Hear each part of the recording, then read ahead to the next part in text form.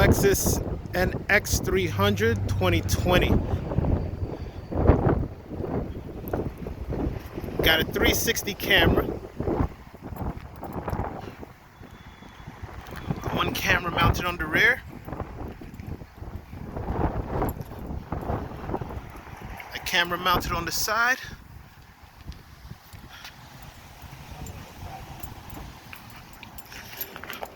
Front facing camera.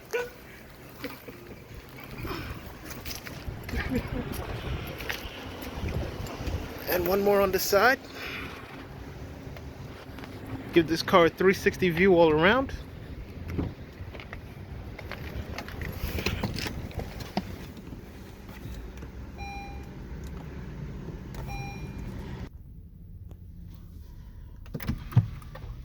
With all three cameras, well, four cameras, I'm sorry. You turn it on with a press and a hold.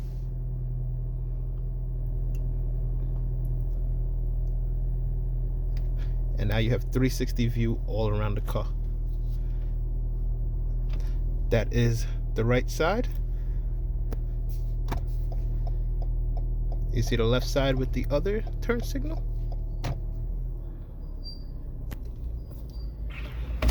Reverse.